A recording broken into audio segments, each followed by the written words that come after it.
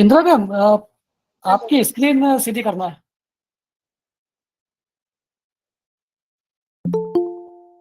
Yes, now okay ma'am, now okay.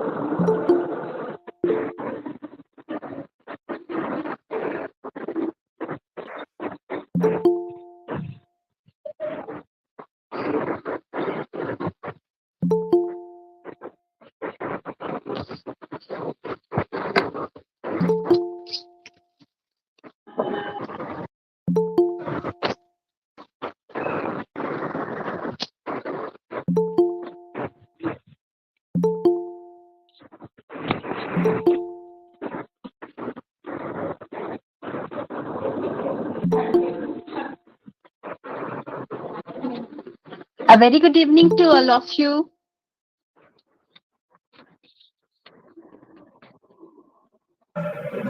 Ajay sir, can we start the program?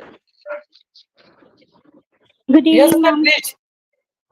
Okay. Good evening, ma'am.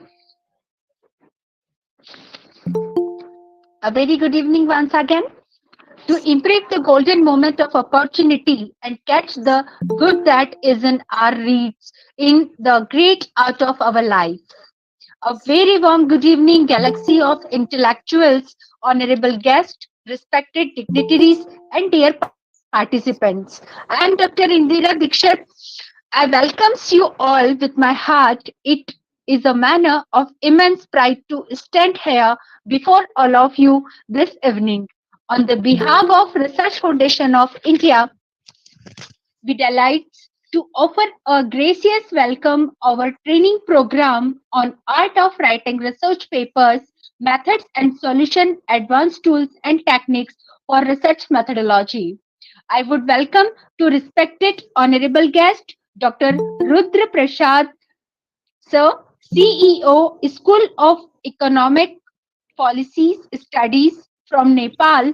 Today's session expert, Dr. Deepak Agrawal sir, Director SSIBM Indore, Dr. Saurabh Jain sir, Chairman Research Foundation of India, Dr. Ashok Kumar Gupta sir, CMD Research Foundation of India, and Dr. Reshu Jain ma'am, President Research Foundation of India, Dr. Priyadarshini Agnihotri ma'am, North South Board President RFI, Dr. Rajat Sharma sir, National Convener, Dr. Ajay Jain sir, National Coordinator RFI, Dr. Manish Dubey sir, President Central India Board, Shri Amit sir, New Delhi North Board India President, Dr. Dev Datta, North Board India President, Dr. Avinash Sir, West Board India President, Dr. Sanjay Prasad Sir, MP State President, Dr. Parul Sharda Ma'am, MP State Convener,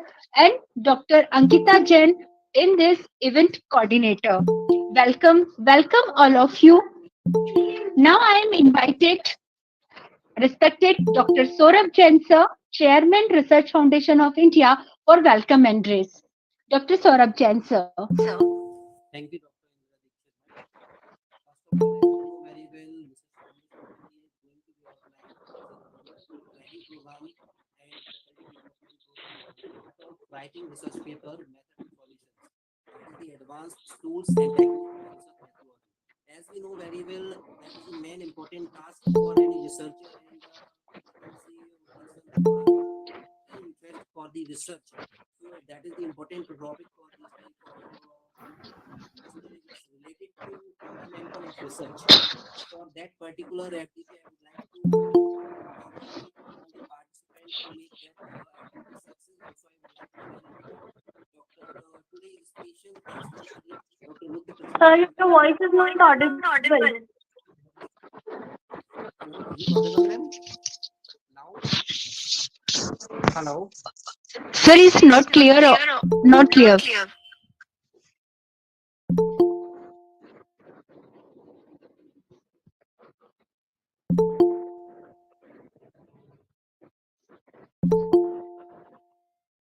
Yes, sir. Yes, sir. You are audible, sir.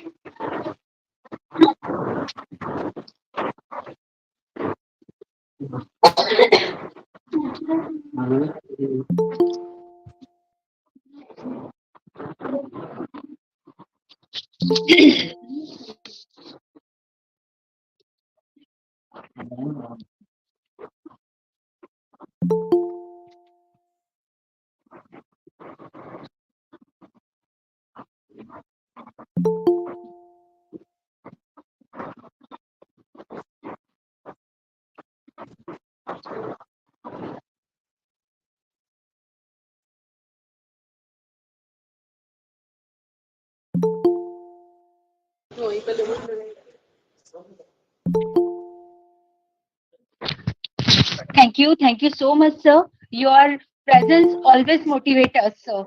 Thank you so much, sir. Research Foundation of India is strictly working for the social upliftment and higher education quality and Indian research promotions in the forms of event like international, national conference, seminar, workshop, and other activities.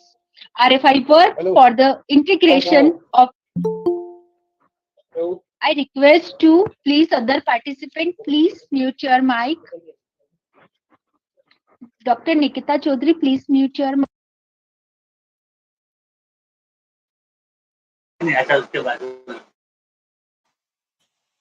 Indra, please unmute yourself. Okay, thank you, sir. Research Foundation of India is strictly working for the social upliftment and higher education quality and Indian research promotion in the forms of event like international national conferences, seminar, workshops, and other activities. RFI work for the integration of intellectuals ideas across the globe to fulfill the thirst of innovation of humanities. Research Foundation of India is concerned with improving the educational process by encouraging scholarly inquiry related to education and practical application. Foundation of India in working for research and development for higher education. It has signed MOU with top universities of India. RFI members are faculties, researchers, graduate students, and other professionals with rich and diverse expertise in education research. RFI does not take any financial sponsor for the government body. Research Foundation of India has organized 1,000 plus international conference and workshops, FDPs, etc. all over the world. Now RFI having 87 chapters in India, in 18 chapters in Asia and other countries, and categorized in five board: west, east, south, north, and central zone. I am feel very proud to be a part of Research Foundation of India. Now I am invited our CMD Dr. Ashok Kumar Ji Gupta sir for words, blessings, and appreciation. Dr. Ashok Kumar Ji Gupta sir. Hello everyone and welcome to today's session. This is Professor Dr. Ashok Kumar Gupta, CMD RFI from NTPC Township, Korba, Chhattisgarh. I feel delighted to be invited to this inaugural session of training program and faculty development session on art of writing research paper, method and solution along with advanced tools and techniques for research methodology.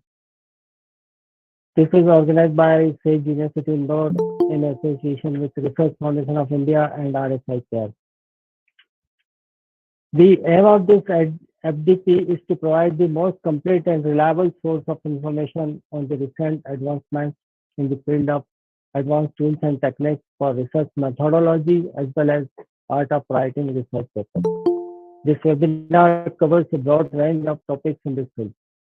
The National Education Policy 2020 NEP 2020 has given a clarion call for holistic value-based education to prepare our youth and develop our nation, because education is fundamental for achieving full human potential, developing an equitable and just society, and promoting national development. RFI is working in this line only. Now it is my privilege and honor to welcome all the dignitaries, resource persons, and experts available for this activity. Thank you all for coming at such short notice. I really appreciate you all for attending today. My sincere thanks to Dr. Saurabh Jain, Chairman and CEO, Research Foundation of India, and Dr. Rudra Prasad Dhingre, CEO, School of Economic Policy Studies, Nepal. A special thanks to Dr. Ajay Jain and Team RFI for managing this wonderful session. I would also like to thank the support of organizing and participating institutions, all the participants who are attending this session with full enthusiasm, and to those who have given their input to this activity. For more details, please contact info@researchfoundationofindia.com, and you can visit our website www.researchfoundationofindia.com for such other events. Again, thanks to all for your support and dedication Once again, thank you. Over to you. Thank you. Thank you so much, sir. Your presence always motivate us, sir. Thank you so much, sir. Nothing great will be achieved without a great men, and men are great if they are determined to do so. Respected dignitaries and dear participants, we are very happy to have with us today the guest of honor, respected Rudra Pratap Jimre sir. Dr. Rudra Pratap sir currently working as faculty in Kathmandu University. He is a member of various committees in different international universities. Sir had served as a technical expert, member of Ministry of Industry, Commerce and Supplies Government of Nepal in 2018. Sir is a South Asia young economist, analyst and writer as he has written economic articles which are published in national daily newspaper. Sir invited various international and national conferences as a keynote speaker. Sir have awarded in his account in various international and national. Sir presented and published more than 50 research papers in international and national level conferences. Welcome, sir. I kindly request to respected Dr. Rudra Prasad Jimre, sir, to share your views for us. Namaste. Namaste, sir. Thank you. Thank you so much. Thank you. Yeah.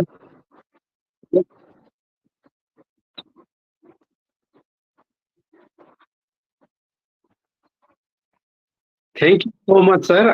It's my great pleasure to be with you here now, and I especially thank you to you all for inviting me at this program. Thank you, and I'm remembering Ashok sir, Jain sir, and Saurabh sir, Ajay Jain sir, and Saurabh sir, and all teams of RFI. Okay, a very good evening and namaste to you all. It's my great pleasure to be with you, all distinguished personalities, guest speakers, trainers, and participants. Today's training programs is organized by Research Foundation of India's as well as state universities and others universities, colleges, and esteemed organizations. I'm very much thankful to all once again and would like to begin these sessions. We have today's expert is Dr. Deepak Agrawal. He is the expert on research papers writing. And I'm very much thankful to others experts, subject expert of upcoming days.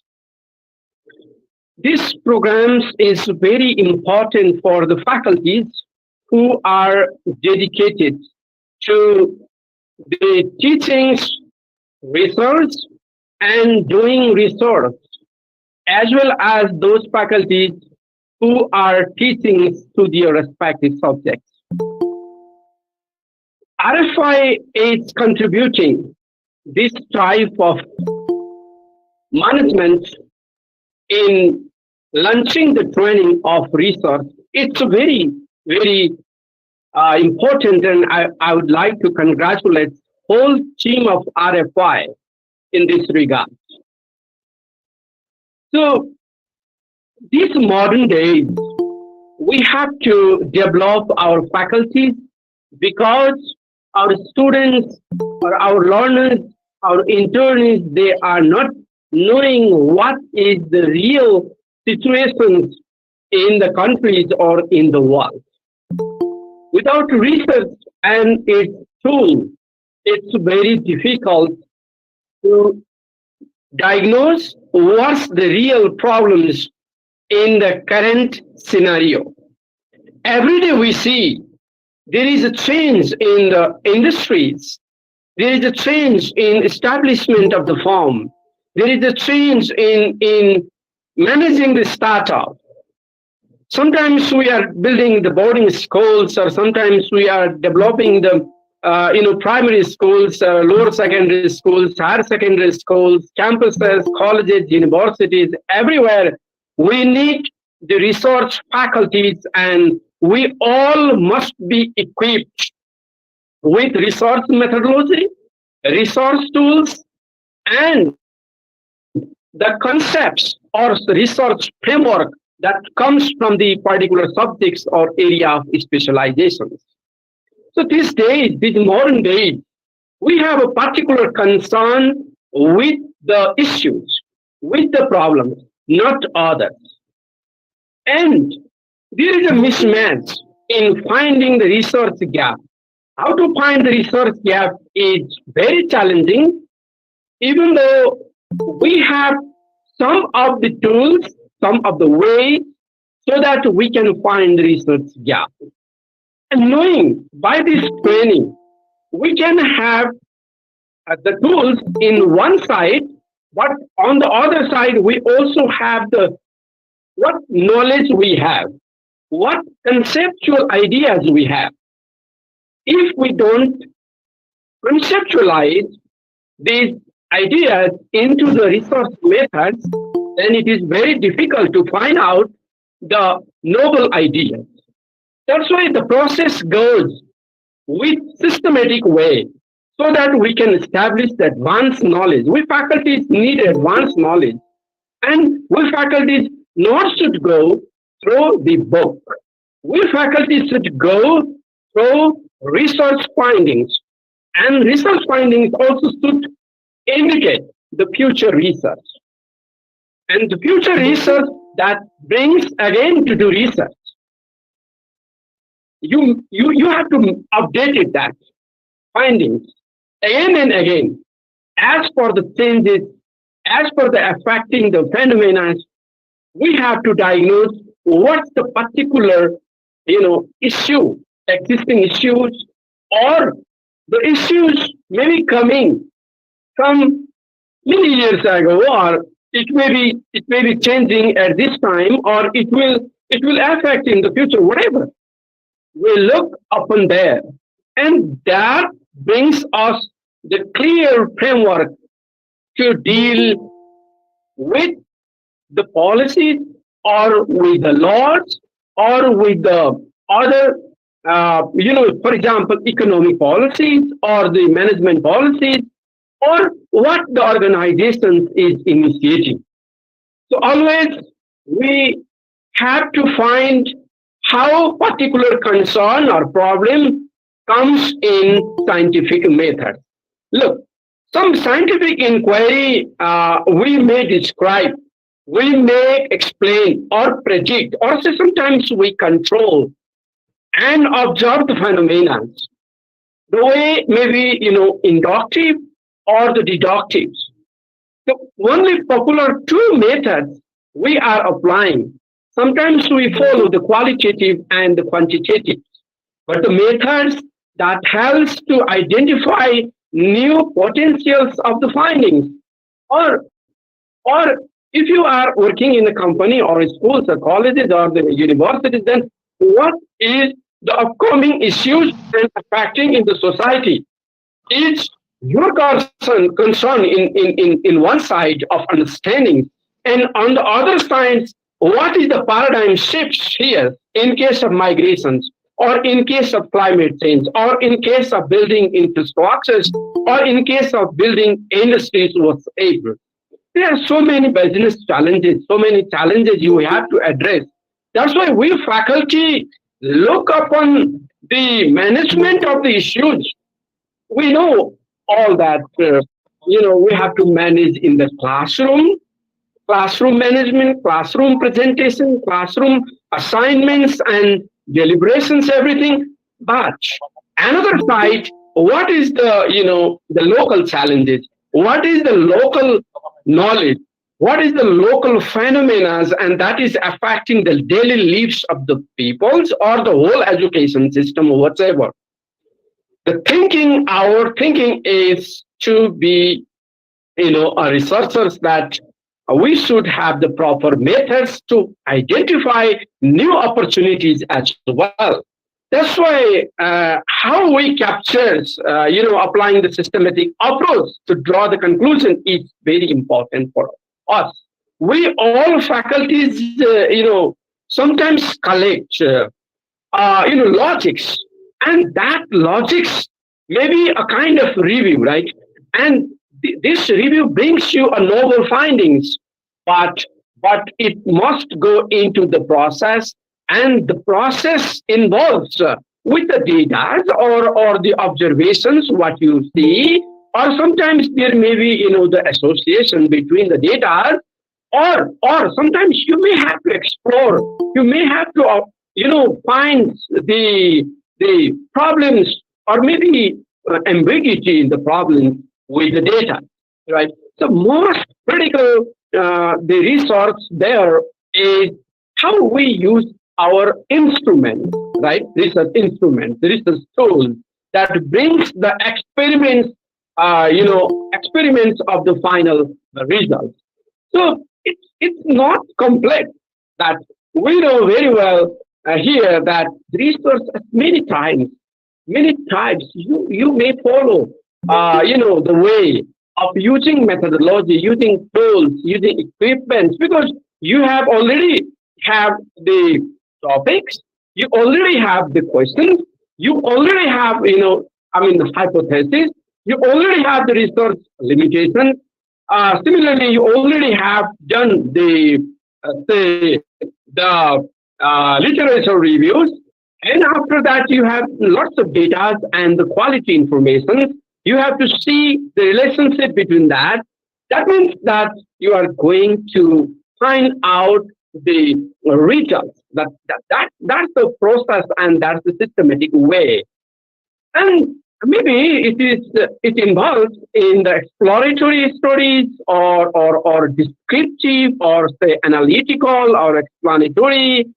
Maybe there are many types, and that involves with one-on-one interview in case of the qualitative test or focus group. Similarly, ethnographic studies or text analysis, case study. Similarly, in a quantitative, that there may be the survey research, and say the correlational research, the descriptive research. Many research framework or research methods we follow there to diagnose the problems and to find out the results. And that process essentially be the value, right? Your logic, your rigorous hard work, and everything that must be creative. Similarly, that should be, the accurate as a character, similarly reliable, and it must be, the timely you have to complete, and complete it with the novel findings. The process comes with the findings, but here the case maybe comes with a SWOT analysis, or maybe come with the reviews, or maybe comes with the survey. Whatever, you will see there that the research gap fulfill your study, and that also represents your contributions. That's why review your goals again and again. Every day you see what education policy in your country, what industrial policy in your country, what your export policy in your country. I'm not telling that your country or our country, we are living in the world, and this world is giving us research goals, so many research aims, and we have global agendas there.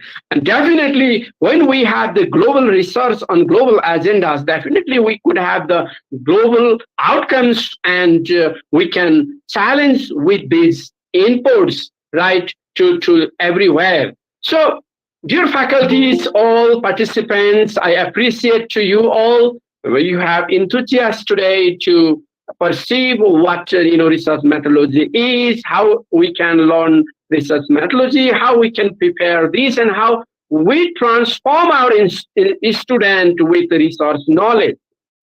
This 7 days program will be most fruitful for all faculties, right, and who listens these programs as well.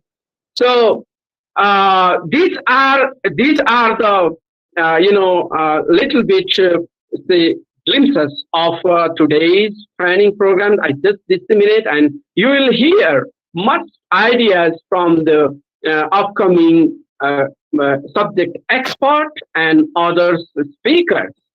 So, saying this much, I would like to conclude my speech, and I always encourage to all of the speakers, all of the training takers or the faculties, that you must be equipped with concept, with the knowledge and the systematic or the scientific method to be innovative teachers in the classroom.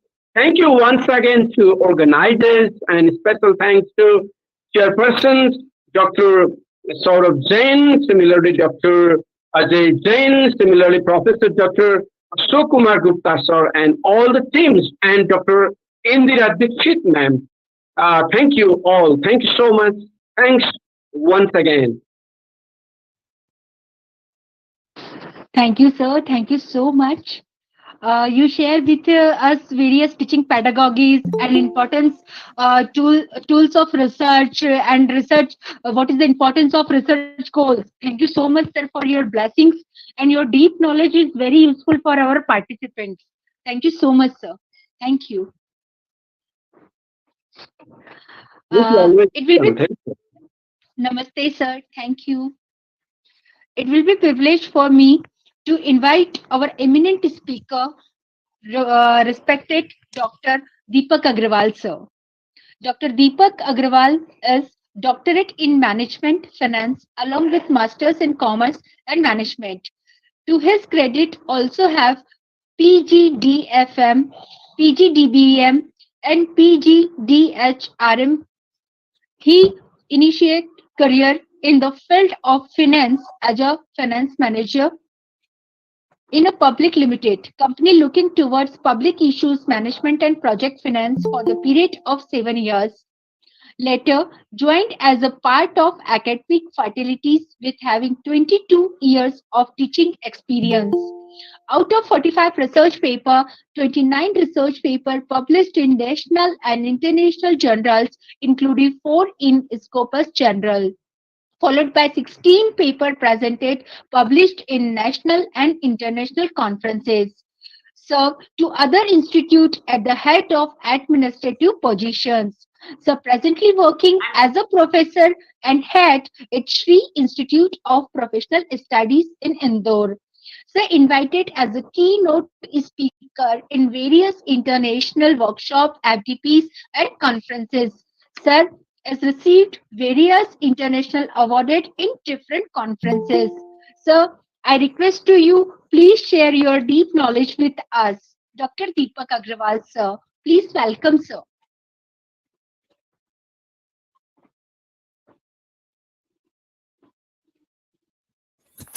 Sir, please unmute. Once Deepak, again, sir, thank please you. unmute. Yeah, I hope you are getting my voice. Thank you, Indra ma'am. Welcome, Before sir. commencing the session, my special thanks to Dr. Saurabh Jain sir, my Dr. Ashok Gupta sir, the mentor of the RFI team, Dr. Saurabh, Dr. Ajay Jain sir, he's always a motivator, the team RFI, and welcome to all the participants. Now, just before commencing, the question arises to our mind that what research is all about. Although most of our faculties, they are deeply learned about what research is all about and how to develop a paper. But some of the times, again, the question arises that from where to start, what should be the contents we need to develop, what methodology to be developed or to be applied, what are the results which are going to be arrived is going to match to our perception, maybe or may not be, and finally, the major source comes upon that where to get a paper published. Lots of confusions are coming nowadays. Some demand for the Scopus-based journal. Some say it should be in the ABDC journal. Some say it should be in UGC CARE 1 list, CARE 2 list, peer review. So lots of confusions are coming upon the way to get a paper published. So I hope this 7 days workshop will be a part which is throwing light to the different areas, and it will be provide a great learning to all of us. Once again, thank you all. And just before commencing, please sign me in 1 minute so I can start my presentation.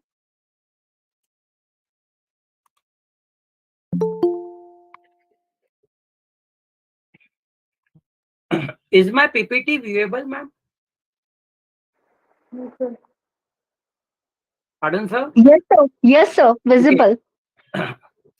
Can you see the second slide? The session includes. No, sir. Okay. Again, the same problem. So I apologize for it. So whenever I need to change the slides, Now visible, sir. Now visible, sir. Second slide. Okay. In case if it is not visible, so we will go with the normal PPT along with the slide notes. Okay, sir. Okay. So let us start. That is all about the research paper writing.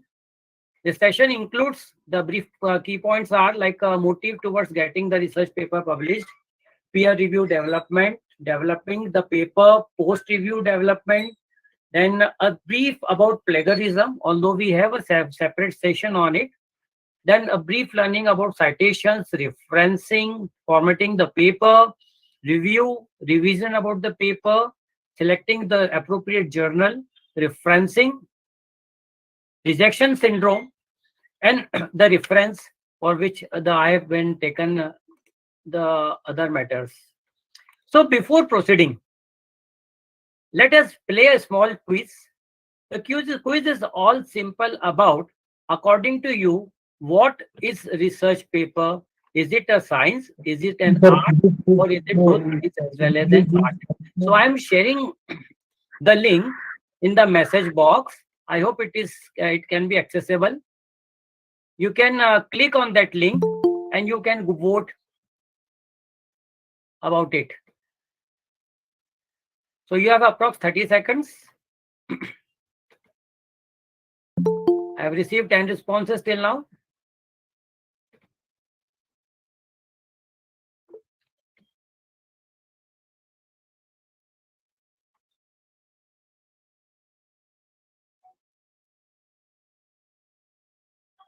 You can respond later also. I received 69 responses, 80.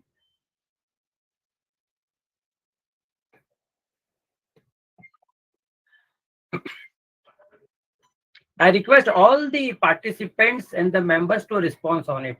There is nothing new much about it, but still I want that everyone should participate in it.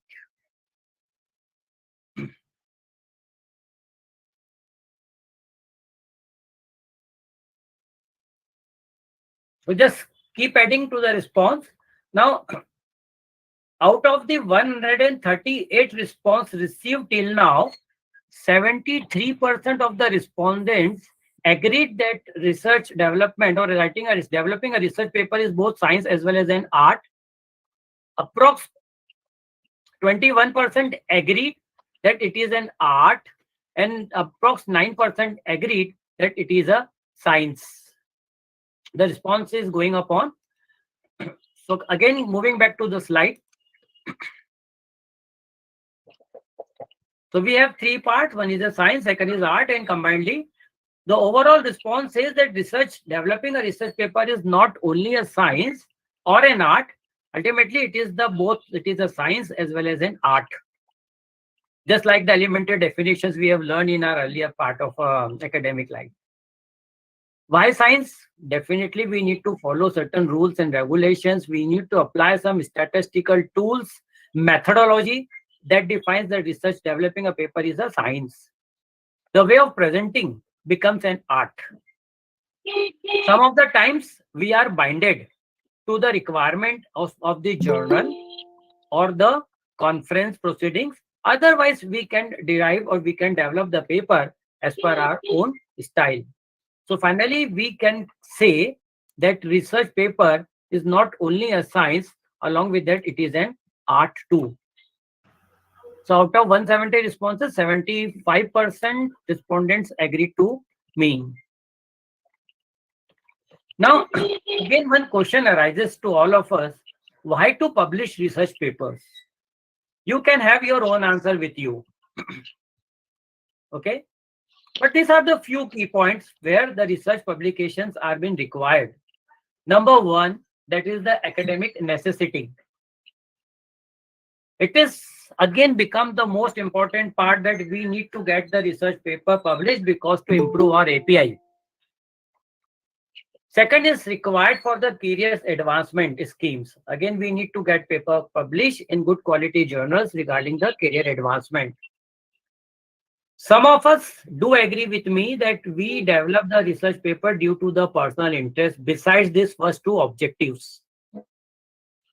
Another reason may comes that is regarding the research fundings. Once we draft a good research proposal, we may get an opportunity to have a funds from the respective authorities so that we can work more upon and the findings and conclusion will be beneficial for our for the country or even maybe for the particular segment. We further want to get a research paper published because reviewing and interpreting own data and it is helpful in comparing with the work of the others. Some of the time it becomes necessary what others have done, what we have done, and we want to compare this data. Is it similar to it, or we are getting some different outcomes from it? That is also the one of the reason for it. We want to feedback. PPT is not visible, sir. No problem, no problem. I think this is visible now. No, sir, it's not visible. Yes, sir. Yes. Visible, sir, visible. Visible. Okay, no problem. So PPT is not visible. Let's show.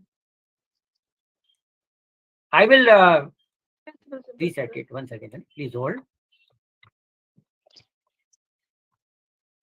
Now it will be visible once again to all of you. I hope it is visible now. Is it visible? No. Yes, sir, now it's Yes, visible. yes, sir. Yes, sir. Yes, sir, visible. Please make it full screen. Okay. You pin it. Okay, fine. Let me continue. We want to get a paper published because we want a feedback on the validity of our research approach, what methodology we have adopted, what are the research findings, what are the outcomes. We want to validate that are we on the right track or not. It is helpful in knowledge building to other researchers in their work. Definitely what we have contributed will be helpful to the next part, next generation or to the followers. So for that purpose also the research findings are equally required. It provides a recognition in the academic community. Ultimately, it becomes a prestigious issue or a matter whenever we got our paper published in some reputed journals. So ultimately, it provides a recognition to us. It is helpful in public understanding of our research questions. Even along with that, it is helpful towards the getting some solution for the specific solutions to the specific problems. And it is also helps to be an expert in the field of knowledge you possesses. So these are the some of the key points we want to get a research paper published. Now, the ultimate outcome of this point, why we want to research, so simply the answer is building knowledge through research. Now, once again, the question arises. These are the key points must come in your mind before developing a research paper, and that is where to begin. Second one is choosing the right proposal or the choosing the proposal team. Third is the recommended reading, developing the program design, writing the front matter and executive summary, producing the proposal, indexing, and detailing about the authors. So these are the some key steps to be followed while developing a research proposal. Where to begin? Just before commencing or developing for a research paper, we have classified into three broad categories. That is the pre-review work, development, that is developing a research paper, and that third step, that is the post-review work. The very first step, that is under pre-review, and that is the generation of the ideas. Now, the thing arises that in the daytime, or maybe in 24 hours, the number of ideas may be generated related to our research proposals to our mind. But as soon the ideas are being generated, at the same time, we are being distracted by the various other factors, and those ideas can move out from our mind. So there may be two conditions. The great ideas, as they does off completely forget them in the next morning. If we have not put that idea to in some form of notes, definitely it will be moved out in the next morning. And secondly, the worst condition. Please put your mic off, ma'am. Second worst condition, that is to rememberize that you have a great idea, but not rememberize what the idea was. So these are the two critical conditions, and for that, the best solution for getting is to keep the track of your ideas. Now we can have an excuse that the idea presently is in our mind. It may arise at any time, but we are not having a pen or a diary or a copy or a page to note it down, those ideas. So we are in the age of electronic products or devices. So there are the various softwares available where the idea generates. You can easily download in such just simple types of softwares, like you can have Evernote, Notes, Keep. These are some of the type templates, even Yellow Project status reports. You can download it, save it in your mobile. If you have any idea, you simply download it, keep it with it. And whenever you have sufficient time, you get that idea out from it. Second, the way to generate the idea is observe the world around you. What is happening? You can find some idea related to it, that how we can overcome with such type of problems. Identifying the problem is the very first step in a research paper development. Rather than complaining for all of the things, we should try to develop the findings that how we can overcome with such type of problems. So look the world around you, and it will provide you some ideas related to your paper development. You can break your routine. Think something else along with the routine. Have some innovative ideas in your mind. Think unimaginative, doesn't matter. It may be helpful, it may not be helpful, but you just think beyond your routine. Don't be afraid about the trial and error. To error is human. It has been rightly said. So there may be n number of ideas, and out of it, 99% of the ideas may be false lie or false untrue, but doesn't matter. At least out of 100, one will be helpful to you. Try to make connections of your idea with the part you want to develop it. Make decisions. Have a decision, develop a decision-making power. Think upon that. Can we proceed along with that? What will be the requirements? What are the available resources? How to add those resources? What obstacles may arise? And how to overcome those obstacles? Finish what you have started and express yourself. So these are some of the key points we need to rememberize before developing a research paper. Again, the second thought comes that how to develop the ideas. So we have two broad categories. You should pay attention to the needs of the user of the information.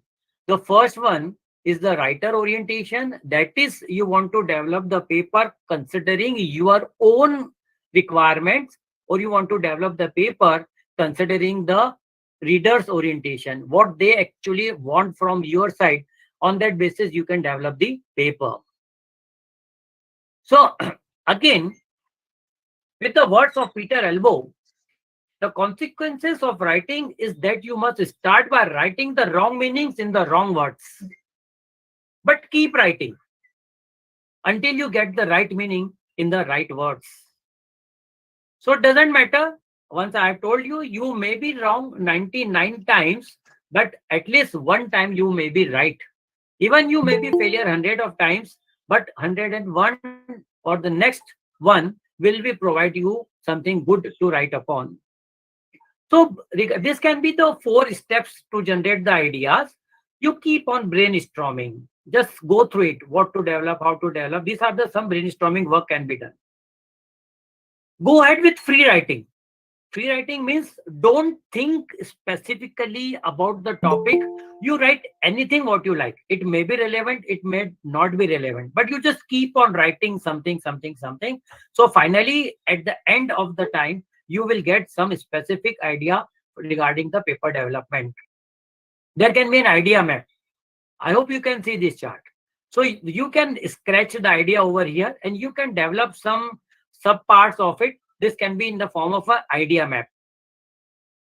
The next step for idea generation and maybe modeling. And modeling, when we talk upon, it is just nothing, simply sitting idle and not thinking anything about it.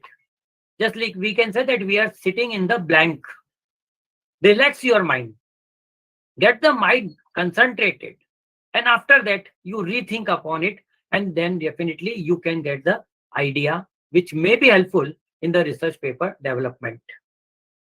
So generation of idea, this was to be the very first step before the developing of the research paper. The second step comes under the same point, and that is choosing the proposal team. Once again, it all depends upon the size level of the research paper. If you are the sole developer of the paper, then the proposal team may not be required. But when you are going with some major proposals, or when you are developing the paper, when you get some financial aid, in that case, you need to develop a team of experts. So this can be some suggested ways to develop the proposal team. There should be one principal investigator, and this principal investigator is responsible for each and every element. The person is going to decide the task, the person to whom the task may be designated, how to manage the things, what are the fundings required for it, what are the durations. So principal investigator is the sole responsible for the whole research paper development. There can be a research director. The ultimate aim of the research director is to keep it focused upon the development of the proposal or the project.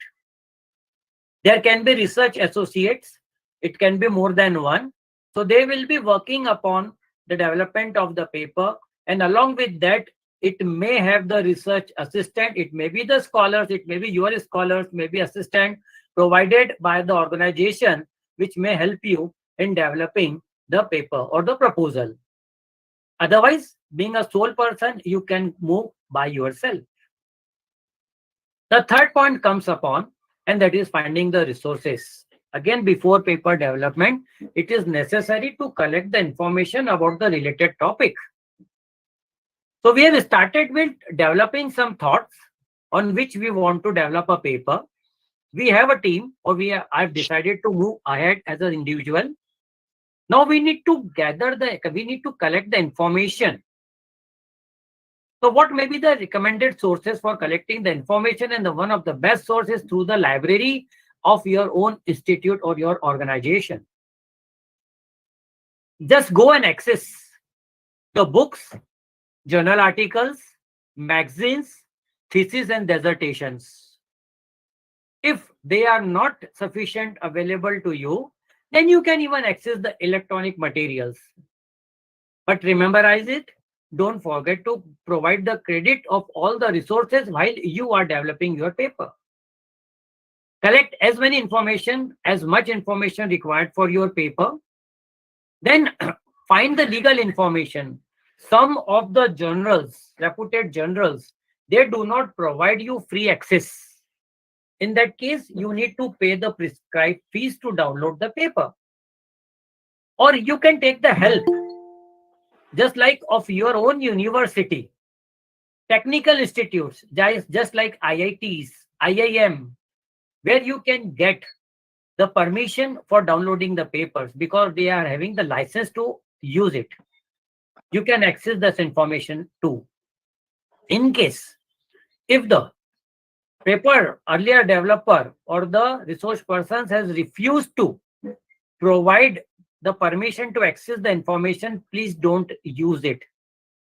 Even citing that paper or that person will become considered as a part of plagiarism. Evaluate your information. You can download as many contents you wish to have, but out of it, just keep on screening it. Put off most of the contents which you find is not very useful to your work. Manage your references. Now, again, we need to manage the resources. It can be in the basis of alphabetical order. It can be on the basis of chronological order. It can be on the basis of the predetermined objectives, preset objectives, what we have in your mind. 6 o'clock ಆಯ್ತು. Another thing we need to memorize is to up to date with your research. It normally happens. Yes, sometimes may happens. You have started collecting the data, but very old data may not be very useful. So we should always try to gather or collect the data which is on the basis helpful in to the current information. Suppose it all depends if you are going with the historical paper or the review paper and you are considering past 20-25 years data, definitely it will be helpful. But if you are developing a paper on related to the current topic, so it is advisable past 3 to 5 years data is more than enough. So that you need to decide by yourself. You need to focus upon plagiarism. We are going to consider this part in the later part of slide, and we have a separate session on some different day. And after finding the resources, at the same time, cite the resources or keep a track of the resources from where you have collected the data. Because while you are developing the paper and while you are going for the referencing, it might possible the original source has been vanished, or you may not be in a position to get the original source and you will waste a lot of time for referencing. So at the same time, you simply note down the source from where you are collecting the information. So these are some of the prerequisites required for developing a research paper. We have contents, we have idea, and now we have to move towards the second step, and that is the developing the paper. Now, you need to develop your program design. That is a matter of fact that how you are going to proceed with your paper. So this is a typical structure. Normally what we used to follow while drafting a research paper. These are the standardized methods. It can be changed according to your requirement. It can be modified, doesn't matter. So normally a research paper contains the title, abstract, introduction, literature review, literature gap, rationale about the study, objectives, hypothesis if required, the methodology, findings and discussion, required suggestions, scope of further research so that other researchers can use it, findings, that is after it comes upon with the conclusions and referencing. So this is the structured manner through which you can develop a research paper. Those who need, they can take a screenshot of it. Now let us begin with the very first part of the research topic, and that is designing the title of the paper. The title must be informative and catchy. Now, once we move with the title, abstract, it will be modified number of times unless and until your paper has been finalized. Don't worry upon it. Whenever we decide a topic, it should be very clear. There should be no jargons of words. It should be very simplified and understandable. Try not to use the shortcuts or abbreviated words while determining the title. The title should be self-explanatory. Just like I have taken one title, an empirical study on women empowerment through self-help groups with a special reference to Ujjain district of Madhya Pradesh. The title is self-explanatory. It is providing a study about the women empowerment with the help of the self-H groups, which what we say SHG. But here we are not using this abbreviation, we are using the full word. Title should be in capital letters. Now, if you go through some of the journals of elsewhere or some another Scopus-based journals, they may recommend to go with the running title and running writing. But my suggestion, the title should always be in capital. Here I have just, it is in running. Never put the quotation marks before and after of the title. Do not put this in inverted comma, because this title may be, or similar title somewhat to certain extent, may be taken up by someone else. You have not patented it, you have not copyrighted, that's why it should not be in quotation. Do not underline the title or put a period at the end of the title. Assign proper names of the authors, affiliations, which can be shown either immediately after the title or maybe after the or at the end of the abstract on the page. The same rules applies for headings and subheadings as well. So this is one of the example. This is the paper. Here is the name of the author. Abstract we are going to discuss in next slide. Single author. Just we have put a strike over here, and this is the affiliation details about the author along with the email. Avoid providing phone numbers while in your research paper. It's better to provide email only. Due to security matters, it is better not to provide your phone numbers. So this is how we are going to decide the title. Again, it may be modified number of times, doesn't matter. Second steps comes upon what that is developing an abstract. Executive summary is somewhat different to the abstract. That we can discuss at the end of the presentation in the question session around. What is an abstract all about? Abstract is simply a summary about what you Excuse have me, sir. in your research I'm so paper. sorry to disturb you. Yeah, ma'am. Slide is not moving, sir. No problem. Yes, now it's moving. Yes, yes. Yeah, now it will be available. Okay, thank you. So, what abstract is all about? It is simply a summary about the paper. It provides the complete idea what exactly you are looking for, how you have proceeded, what methodology you have adapted, and what are your final outcomes. The first couple of sentences should focus on what the study is all about. It must include the major findings in a style that a general readership can read and understood. Your abstract should be self-explanatory. Whenever any person goes through your abstract, your abstract must be capable enough to provide the complete knowledge about your paper, what you want to be and what you have been extracted from it. Avoid detailed experimental procedures and data, because that we are going to discuss in methodology and outcomes. So simply provide the methodology, what methodology you have adopted, and you can simply move ahead. Abstract should be keep it short and effective.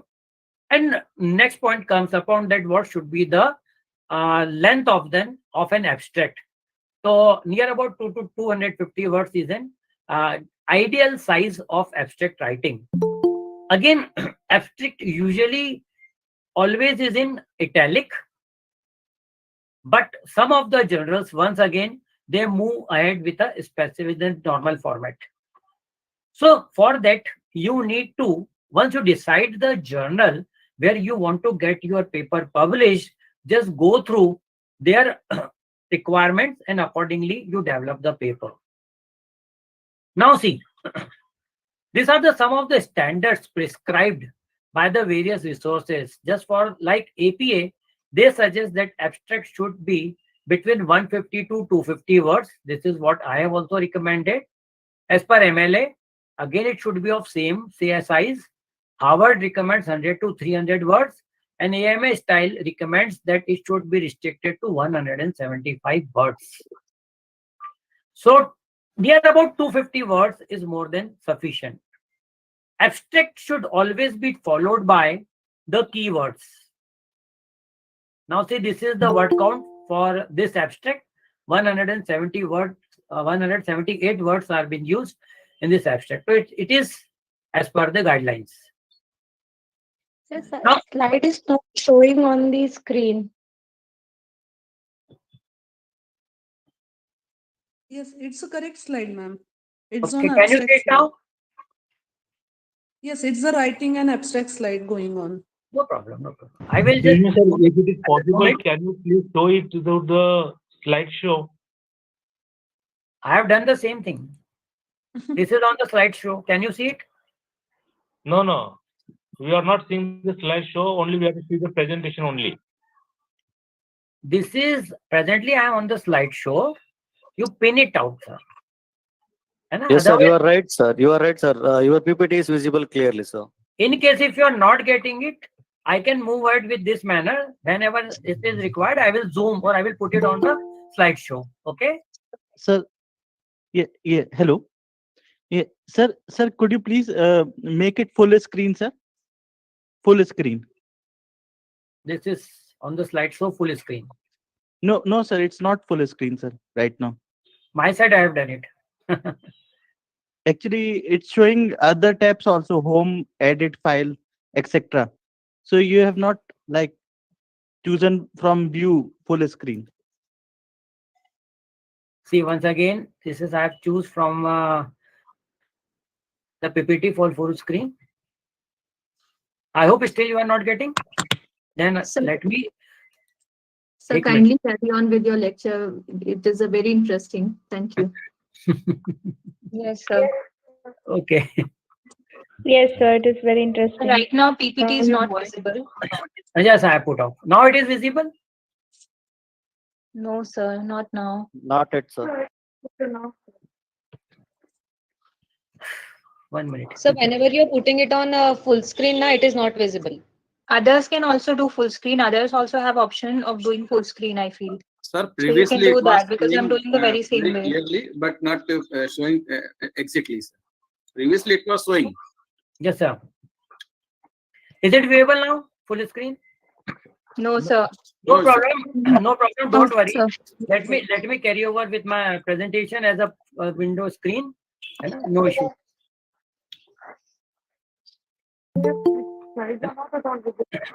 This is the PPT with slideshow. Okay. I think this is viewable. Yes, sir. It So, is visible. visible. The slideshow, it is not visible. This one is good. The exit slideshow, it is visible. Yes, sir, it's visible. That doesn't matter because more important is to listen. Can you please put your audio, please, ma'am? You can go through it.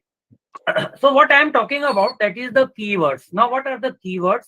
They are the important words which are helpful in searching the specified topics. Keywords, it has been recommended, should not be more than 4 or 5. To the maximum extent, it can be 5. Otherwise, 3 to 4 keywords are more than enough. So these are the things we need to memorize while we are developing an abstract.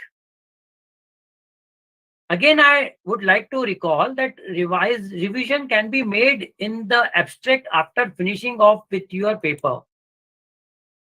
Now, these are some of the steps you can follow. Just create a first draft of your abstract. I will share my PPT after this session, so you can just go through it. Now, extract the objectives from the paper introduction and conclusion from the discussion. While we are developing an abstract, it must include your objectives, your conclusions, your findings. Highlight the methodology you have adopted. Bracket the findings and outcomes from the result section. Bracket means that you should include some part of your results in the form of findings and outcomes. Combined all of them into a single paragraph. Again, abstract is normally written in a single paragraph. Provide research keywords I have discussed. Delete extra words or any irrelevant background information if it is in the abstract. So it should be very crisp. Don'ts of writing an abstract. Please avoid writing information that is not in the original paper. Do not include such type of contents which you have not included in your paper. Do not add abbreviations I have already discussed, unless and until it appears 2 or more times. But while writing an abstract, you better avoid using the abbreviations. This is my recommendation. Skip background information, detailed methodology, and literature review because they are separate parts in our paper. Omit bibliography, citations, references, graphs, and tables while developing a abstract. Once you have done it, please go for revisions and editing. Check out the flow of your language, grammatical errors, and the logical sentences. I'm going to discuss some part regarding the languages and selection. So initially we have decided the topic. We have now developed the abstract. And next part, let us move to the introduction. Can anyone, one or two, would you like to answer that what should be the length of the introduction in our research paper? I have not putting in the form of question in the message box. Any one or two, please try to answer. What should be the length of the introduction?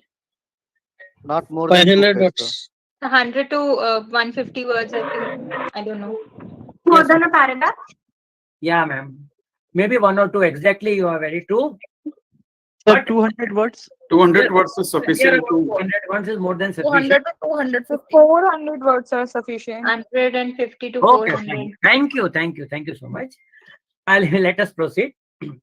It all depends upon our perception that how much long we want to have. But before that, we need to decide that for which where we are going to get our paper published. If it is in print media, we know length of the paper is normally 4 to 5 pages. Writing big introduction will consume more of your time and space. In a research paper, what is more important is your research findings. It is become an fancy, just like when we talk about the PhD work, thesis or MPhil work. Some of them suggested. Sir, is my request to put off their mic? Okay.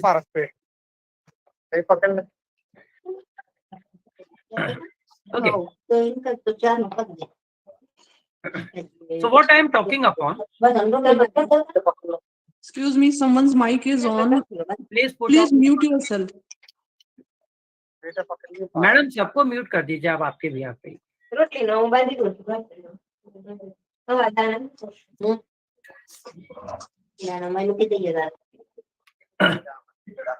So ultimately,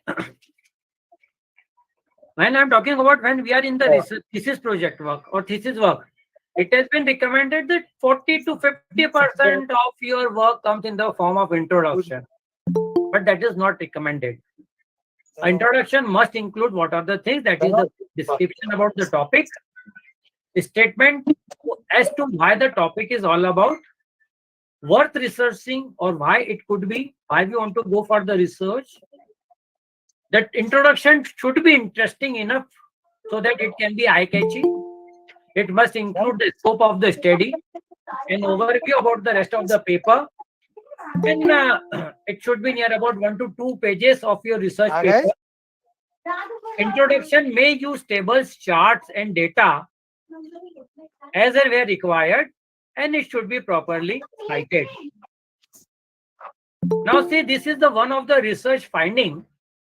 You can see in this slide. A research study made by PubMed Central. You can go through the online source.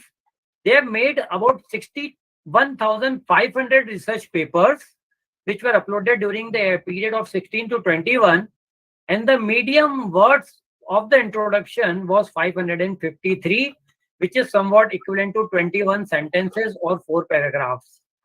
And 90% of the introduction were between the range of 245 to 1245 words. So what we have discussed and what we have knowing that approx 400 to 500 words can be more than enough for an introduction particularly for a research paper. Again, the length increases when you go with your thesis work. Once drafting the introduction, it may include lots of tables, charts, graphs, resources. Citing is equally important. And after that, we move to the next part, and that is developing a literature review. We have a separate session on literature review, so I am not going to cover much upon it. But my suggestion that before commencing or developing a research paper, we should do lots of literature review. A review is nothing, it is simply critical analysis of the public resources on the certain topic you are looking upon. It provides their reviews, thoughts, views, suggestions, ideas about the other authors or experts on that particular segment. It is equally necessary. You should go through the review. As many reviews you can do, that is good enough. But again, don't forget to note down the references of those reviews, because once again, the problem may arise that you may be lost in the ocean of information. Again, you will keep on searching and hunting from where you have downloaded this resource, and it is equally required for referencing purpose. It demonstrates the author's knowledge about the particular field or area, which may include the theories, variables, phenomena, methods, and other of the things. The questions once again is extending part. Why review? To identify the work done on the similar topic, to get the insight about the proposed research work, to enhance the knowledge in your field, to understand the various tools implemented in their studies, and it provides particularly the gap exists in the literature review. This is very important. Once we go for the review, we try to identify the gap in those papers you have considered. And that gap, we try to develop a theory, a concept in your paper to overcome with that particular problem. Again, while writing the review, it becomes the maximum part of the plagiarism. So you need to rewrite the sentences in your own word. Please don't directly copy and paste. Even citing the material which is exactly copied comes under the plagiarism, and that is not acceptable. So spare time about it. Even some of the nowadays softwares are available. You can put that software, your content in those type of softwares. But my personal experience says it's better to review or rewrite that references in your own words. This will helpful in developing the thoughts about your own paper. The next step, that is developing objectives and hypotheses.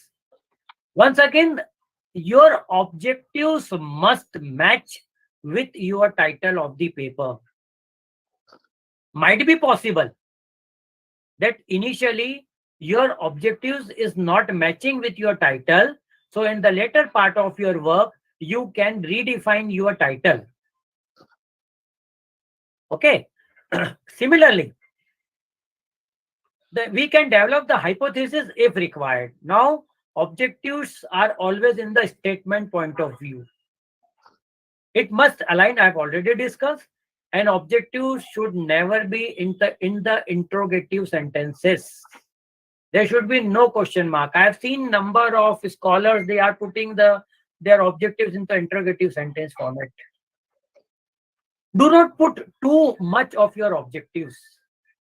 Hardly 2 to 3 is more than sufficient. Even if we are going with our research thesis work, 2 3 objectives is more than sufficient. But if required, you can have sub-objectives.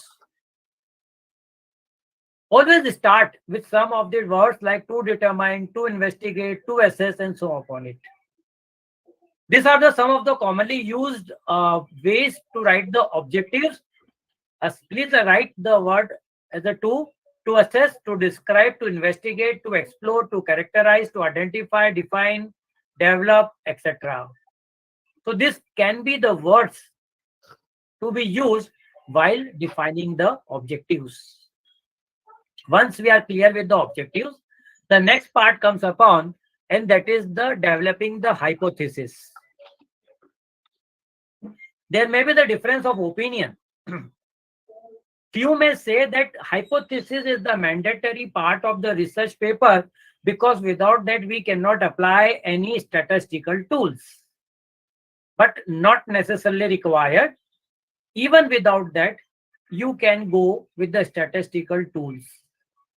So what is an hypothesis? It is simply a formal statement that presents the expected relationship between the independent and dependent variables. So you are having 2 full sessions on the statistical tools to be applied on the hypothesis. Once again, your hypothesis must align with the objectives. This hypothesis is mostly adopted in the primary research. You need to formulate the hypothesis, frame the hypothesis in a format that is testable. That means that some statistical test may be applied on it. And finally, you need to develop a tool to test the hypothesis. The next part, where I think your major work comes upon, and that is the methodology. Methodology is a specific procedure or a technique used to identify, select, process, and analyze information about the topic. It contains the various elements, describe the methods of data collection, tools for data analysis, and justify your methodological choices. Again, I suggest you define in detail the methodology about you are trying to adopt in for your research paper, because it will be very, very helpful to the scholars who are going to review your paper in the near future. There are 2 options. Either you can simply define the name that we have applied the T statistics to identify the hypothesis or to test the hypothesis. That is more than sufficient. But once you provide the steps for it, it will be more meaningful. This is what I think so. If the length of the research paper is limited, then you can put a simple summary about the methodology or the tools for analysis. So your methodology should be clearly defined. It must include your period of data, duration, and this is all of the other things must be included.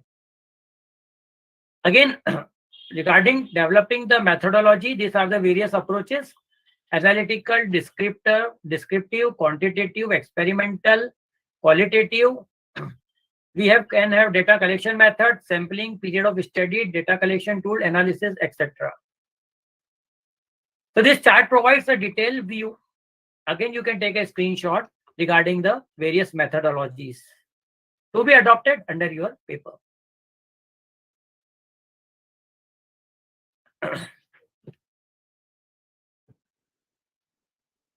Okay, next one, it is the results and discussion. Once we have defined the methodology, now we need to proceed with our outcomes. Outcomes will be in the form of results. I think no paper is complete unless and until we apply some statistical tools. Very commonly, we consider a graphical presentation or the results in percentages more than sufficient enough for a research paper outcomes. Yes, it is adaptable, but besides that, always try to apply some statistical tools because we are the academicians. We do not belong to the corporate world or any other part of being a student. That may be helpful. Now, to present your findings and research, the result section should be set out with your key experimental results. It includes the statistical analysis. It is suggestible that the result should always in the past tense. Go in-depth discussion while you are presenting your results.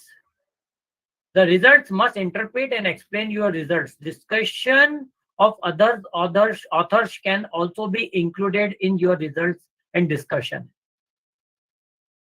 Discussion is what you have determined, and now it is necessary you need to compare what others thinks upon it.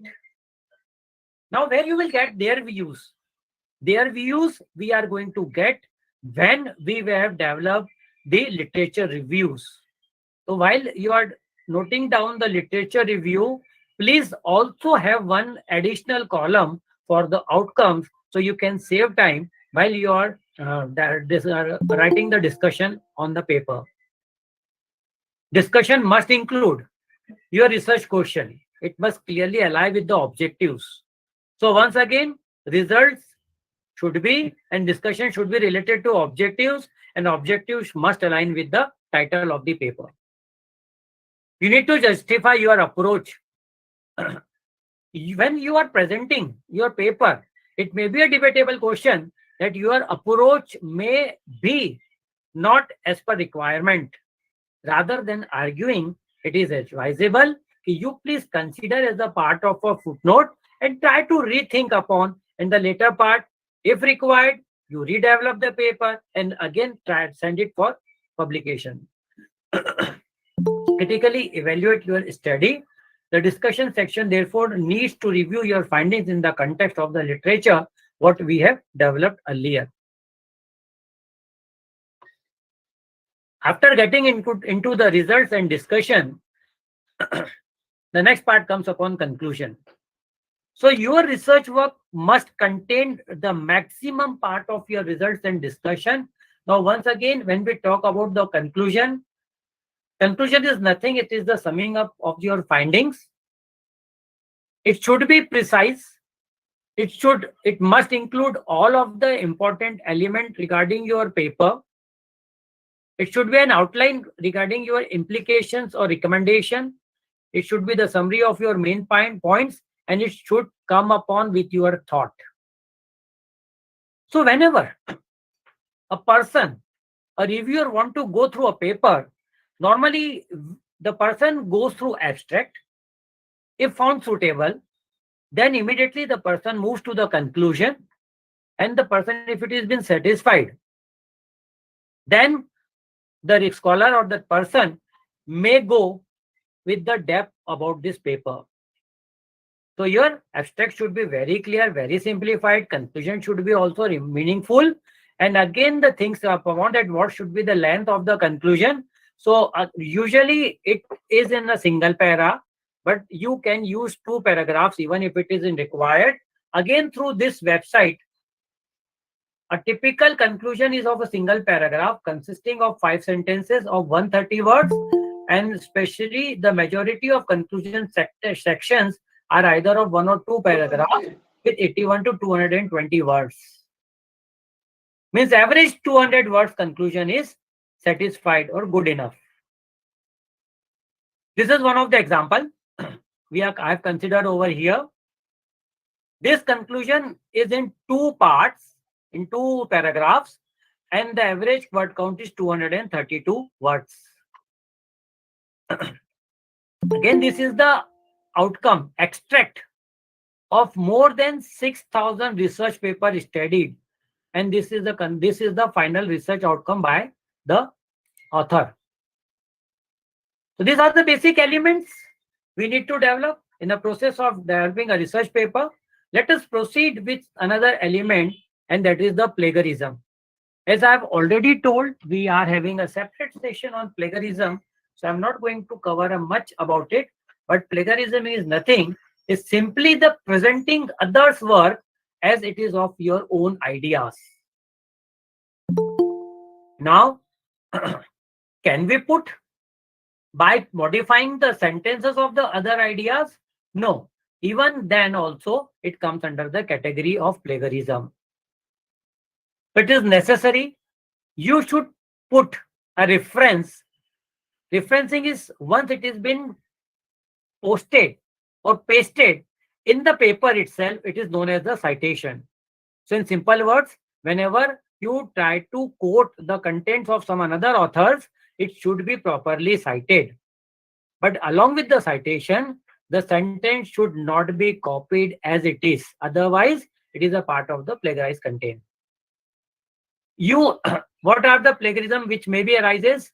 Just like while you are using the facts, phrases, charts, diagram, table, map, illustrations, photography, etc. The question may raise in your mind, okay, these are the things how we can modify it. Yes, definitely, these are the pictorial factors.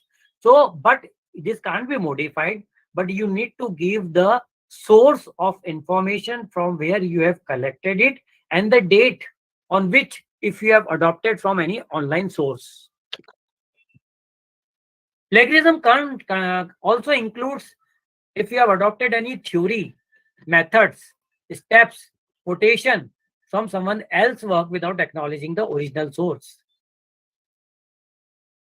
You must credit the source from where you have taken those ideas. So to avoid plagiarism, we need to follow some of the referencing styles which has been provided by the various agencies that we are going to discuss in the next slide. Even when you copy paste it from the internet, you need to provide the web addresses of the document and the note as the date of access to such type of contents. I hope you have marked in some of my few slides. I have mentioned the link from where I have adopted that content and even the date of access, because sometimes may happen that the material is been removed off from the internet. That's why the date of access has been equally required.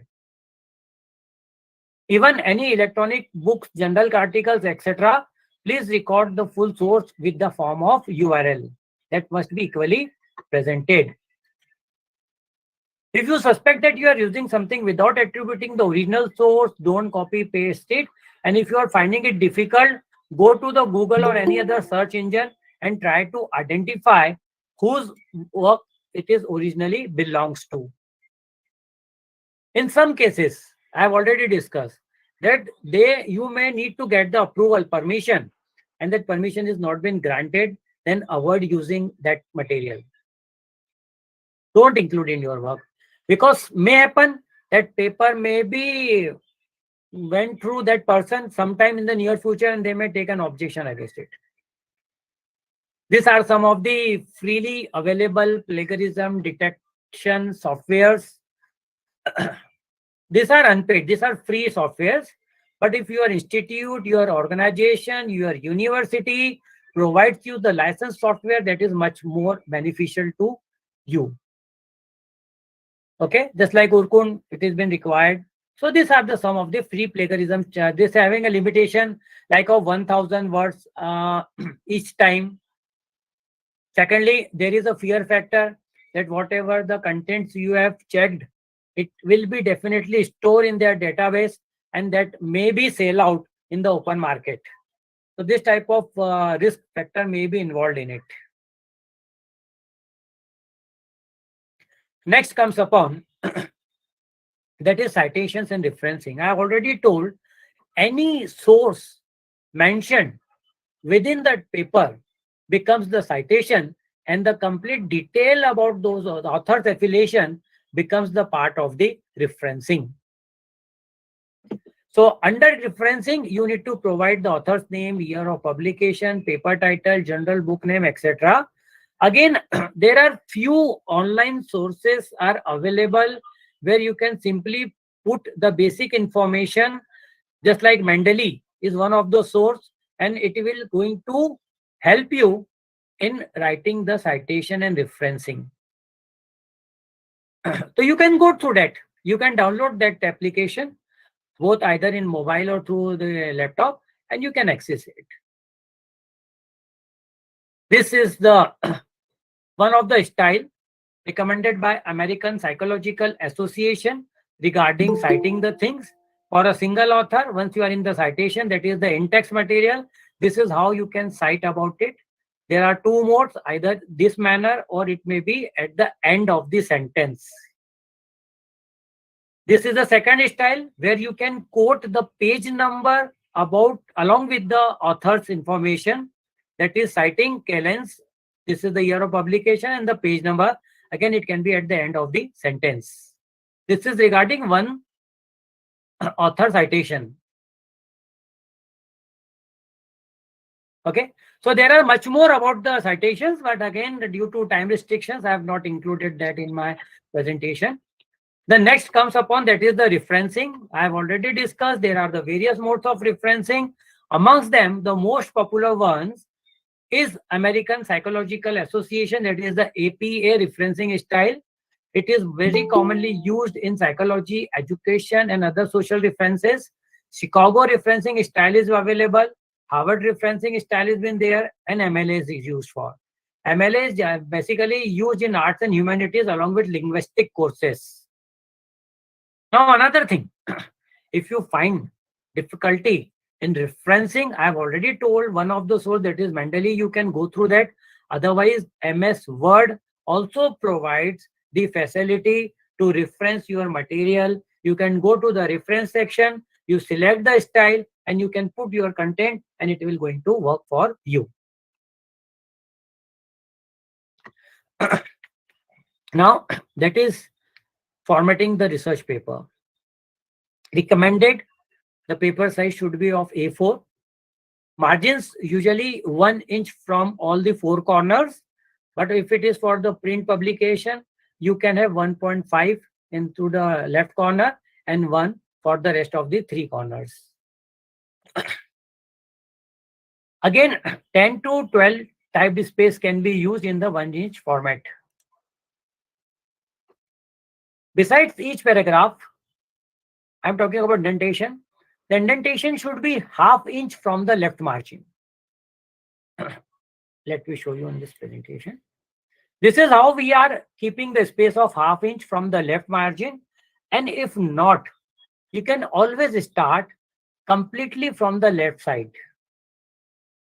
I normally prefer to start from the very left corner rather than keeping the space, ½ inch space from the left side. So indentation can always can be made with the help of the layout under the MS Word. That can be set off with from there. Next part comes regarding the page numbers. Page number should always be in the Arabic numericals. Do not add anything fancy to decorate those page numbers. Do not put hyphens, parameters, asterisk, etc. Just like this examples, page in inverted comma, PGP, etc. is been not permitted. Simply, in the above example, in the given example, we have simply put 4 for page number 4. Again, the page number can be in the form of header or footer. It all depends upon the general choice also. So normally you can put in the footer as a part of option. Otherwise, if required, it can be in the header. So that can be easily set with the help of MS Word. Next element. Line spacing. Recommended line spacing of 2 inch.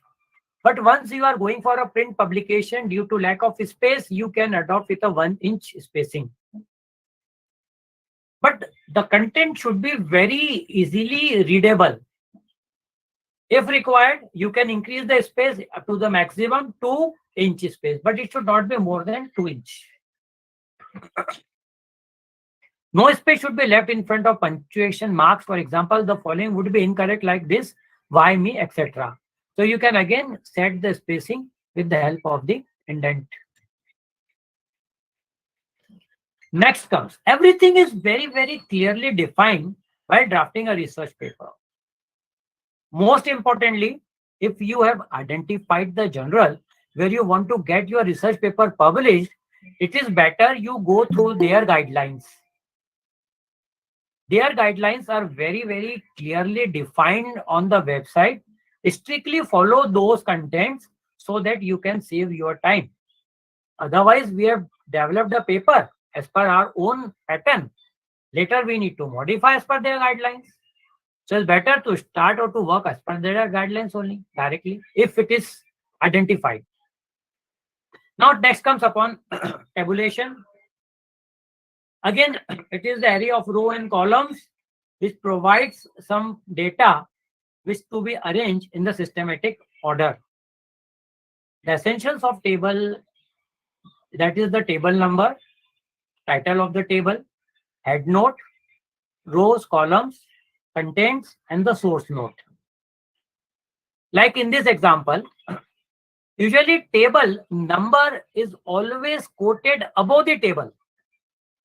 And when we talk about the graphical presentation, so the reference means the graph number or the chart is always quoted below the graph you are presenting it. So table number is been quoted. Secondly, the title of the table, this should always be included in the data or in the text while you are writing the table 3. Following table 3 provide the information about this. Secondly, the values head note I have not included here, but suppose that's like values are like in rupees, lakhs, tons, quintals, etc. That can be quoted after this title table number. Then headings, you can see content, that is the body and tables, whatever you want to have here. And finally, you should provide the source note from where you have adopted. If it is through some web resources or text resources, please define the source from where you have adopted this table. The self-generated here means you have developed this table on the basis of your own information. So this should also be defined while you are developing a table. Next, graphical presentation. Similarly,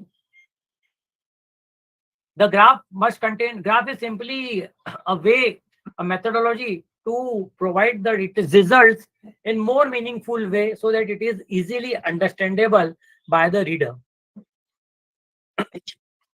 As discussed, the figure number, charts or figure, these are the two ways you can just present your graph. It should come below the graph, just like I have quoted here, figure number 3. And this is the topic, same thing, that is I am talking about the marital status about the respondents. And again, once the source is to be defined over here. Just can you give me 1 minute? I'm just getting back. Let me have a glass of water.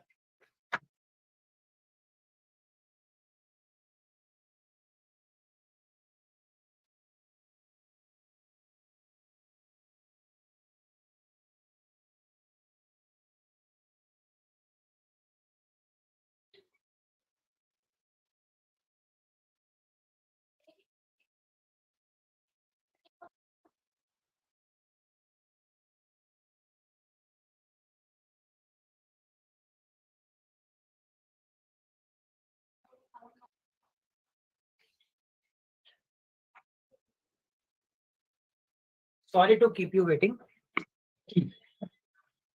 Next part comes upon, that is the linguistic part.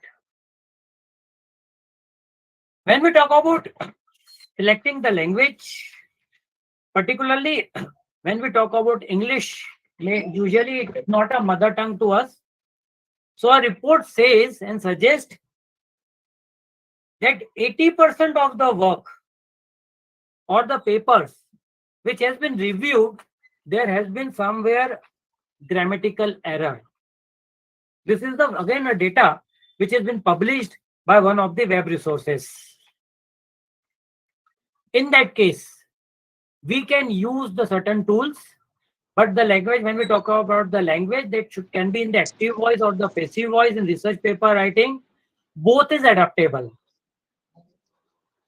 I'm not a language teacher, so English language teacher can throw more light upon it. So please pardon me. But anyhow, it can be in both the ways. When we talk about the active voice, it is the performing, subject is performing the action. And when we talk about the passive voice, the action is being performed by the subject. So these are the two ways you need to select the best methodology as per your own requirement. So both is equally adaptable. But usually when we are going with the historical reviews, in those cases, the passive voice is more recommended. Again, To overcome the linguistic problems, there are some freely available online resources or tools or websites. This like Grammarly, Ginger. I have tried with this one. It's good thing. They provide certain suggestions. You can download. You can suggest the language that is British English, American English, anything like you required for it. Now, these are some of the grammar checkers. What they are actually providing. When we talk about the Grammarly and Pro Writing Aid, they are providing the lifetime free basic versions. With basic correction or recommendations, it will be provided by them. But for advanced suggestions, you need to go with a premium or subscription. So you just go through this table. Active and passive voice mostly has been recommended by all of this, but punctuation checks also been recommended. But like this one is a paid. It's for glance it is a free tool, but they are going to charge for the advanced suggestions. So you can use grammatical tools, you can use referencing tools, you can use anti-plagiarism tools to overcome your errors. Now, after doing whole lot of work, finally, now we are deciding the journal or book or e-media where we want to get our paper published.